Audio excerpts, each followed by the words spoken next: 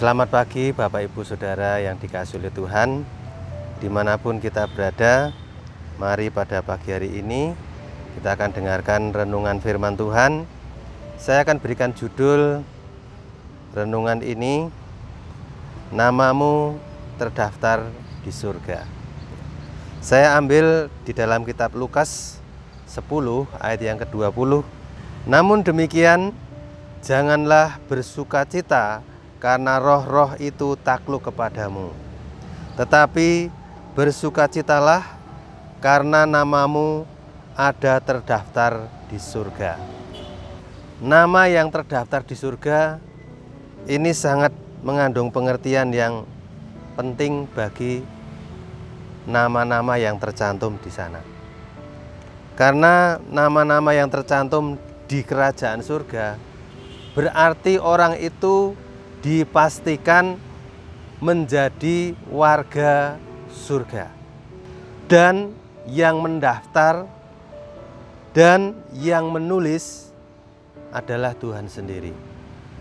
Tidak ada yang bisa menulis nama yang tertulis dalam kitab kehidupan anak domba kecuali Tuhan Yesus sendiri. Kita perlu memperhatikan bahwa ada dua kitab kehidupan yang memuat daftar orang-orang yang diperkenan masuk ke dalam kerajaannya. Kitab yang pertama tadi sudah sempat saya katakan bahwa kitab itu adalah kitab kehidupan anak domba Allah. Yang kedua, kitab kehidupan. Nah, nama-nama yang terdaftar di dua kitab ini memiliki penjelasan atau pengertian. Yang pertama, bahwa orang yang terdaftar dalam kitab kehidupan anak domba Allah berarti dia menjadi raja-raja yang memerintah bersama dengan raja di atas segala raja, yaitu Tuhan Yesus.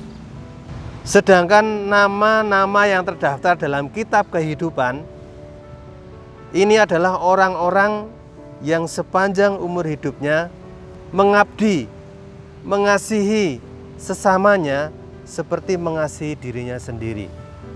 Bisa jadi orang-orang ini adalah bukan orang atau pengikut Tuhan Yesus Kristus, tapi mereka melakukan kehendak Allah, yaitu melakukan perintah Allah. Perintah Allah yang mana?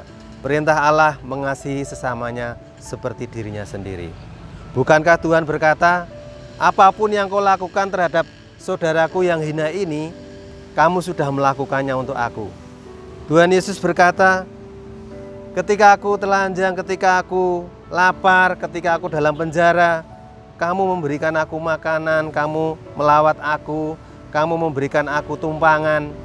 Bukankah itu dikatakan oleh Tuhan Yesus? Hal itu sama dengan orang itu sama dengan melayani Tuhan sendiri. Jadi nama-nama kita ini sangat penting untuk kita renungkan. Berarti nama saya terdaftar di surga, warga surga. Kalau saya punya KTP, ya, KTP ini memuat data, biodata pribadi saya. Jadi sesuai dengan namanya, sesuai dengan alamatnya, maka di sanalah saya pulang, saya tinggal berada. Nah, itu menyatakan penduduk, ya, warga setempat, dicatat oleh pemerintah. Nama kita dicatat oleh pemerintahan surgawi, warga penduduk surga. Nah, kalau di dunia kan ada penjelasan warga negara Indonesia, Kabupaten Temanggung, Provinsi Jawa Tengah, Kecamatan Kedu misalnya untuk saya, ya. Jadi itu sudah jelas tertulis dan itu berlaku hukum dimanapun di seluruh Indonesia. Itu data saya yang sah, menyatakan keberadaan saya. Kalaupun harus pindah, maka itu harus mengurus di pencatatan sipil. Kita sudah terdaftar, kita tidak mau pindah, bukan? Tetapi jangan sampai kita pindah karena Tuhan menolaknya. Ingat, nanti di akhir zaman banyak orang berseru kepada Tuhan ketika menghadap Tuhan. Tuhan, Tuhan, namun firman Tuhan berkata, tidak semua orang yang berseru Tuhan, Tuhan akan masuk dalam kerajaan Bapakku, melainkan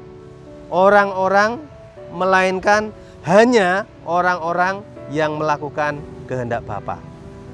Jadi konsekuensi namamu terdaftar di surga, kita sebagai warga surga punya kewajiban sepanjang umur hidup kita, dan ini satu-satunya prioritas yang harus kita lakukan.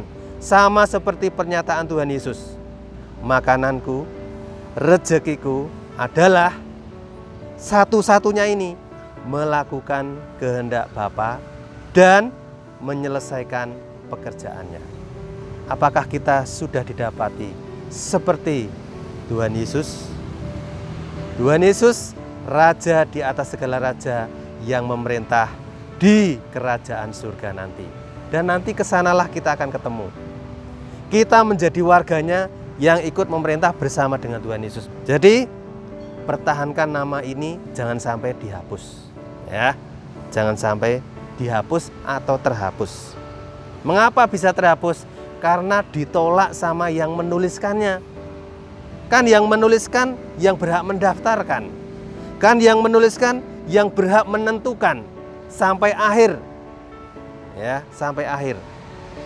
Jadi apa saja konsekuensinya, apa saja tanggung jawabnya kita ketika namanya kita terdaftar di surga. Ayat terakhir, Ibrani 12 ayat yang ke-22 sampai ayat yang ke-25. Tetapi kamu sudah datang ke Bukit Sion, ke kota Allah yang hidup, Yerusalem surgawi, dan kepada beribu-ribu malaikat suatu kumpulan yang meriah. Jadi nanti ada kumpulan yang meriah, nama-nama yang telah tercatat di dalam kerajaan surga, warga surga. Jadi datanglah di alamat yang tepat. Ya, namanya sudah terdaftar. Jadi jangan sampai salah alamat. Mengapa harus datang ke Bukit Sion? Kalau Bapak Ibu membaca ayat sebelumnya, Kitab Ibrani membandingkan antara Gunung Sinai dan Bukit Sion. Orang yang datang menghadap ke Gunung Sinai ketika Taurat diturunkan, semua pada ketakutan. Tidak satu pun orang yang boleh menghampiri Gunung Sinai tanpa kekudusan seperti Musa. Musa saja yang bisa naik. Yang lain pada ketakutan, dikasih pembatas. Musa saja mengakui takut dan gemetar, itu ayat 21. Jadi kita umat perjanjian baru tidak seperti Musa datang ke Gunung Sinai, tapi datanglah ke Bukit Sion. Itu yang pertama, konsekuensi pertama ketika nama kita terdaftar di surga. Umat perjanjian baru datanglah ke Bukit Sion. Yang kedua, ayat 23, saya singkat saja ya, belajar menjadi sempurna. Jadi umat yang terdaftar di surga, karakter kita diubahkan, cara berpikir kita diubahkan. Jangan serupa dengan dunia, terus serupa dengan Kristus, serupa dengan Tuhan Yesus. Dan nanti akan ketemu dengan Yesus juga. Jadi kalau sudah serupa kan sepadan, sewarga, satu karakter seperti Tuhan Yesus. Menjadi sempurna, belajar menjadi sempurna. Dan ini tidak semudah yang kita katakan. Berubah cara berpikirnya lewat apa? Firman Tuhan yang kita dengar. Lewat firman Tuhan yang kita pelajari, tentunya dengan pimpinan Roh Kudus. Yang ketiga, ayat 25. Konsekuensi yang ketiga, jagalah supaya kamu jangan menolak Dia yang berfirman. Jadi jangan pernah menolak Tuhan yang berfirman. Ini hukum yang ketiga ketika menjadi warga kerajaan surga. Kita warga kerajaan surga yang masih hidup di bumi. Jadi yang kita turuti adalah firman Tuhan. Suara Tuhan yang kita dengar, yang kita turuti, bukan suara dunia. Bukan serupa dengan dunia. Mengapa kita dengar firman Tuhan? Supaya pola pikir kita dirubah, supaya kita serupa dengan Tuhan Yesus. Dan nanti ketika sudah menjadi sempurna, alamatnya tepat, orangnya juga pas, karakternya cocok, ya, cocok sinkron dengan Tuhan Yesus. Amin.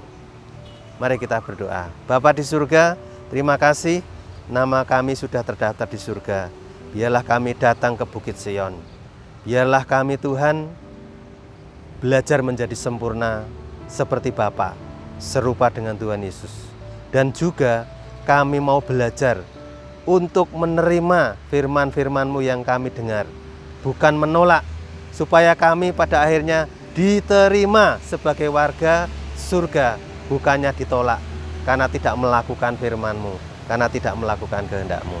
Terima kasih Bapa buat firman-Mu pada pagi hari ini. Dalam nama Tuhan Yesus kami berdoa. Haleluya. Amin.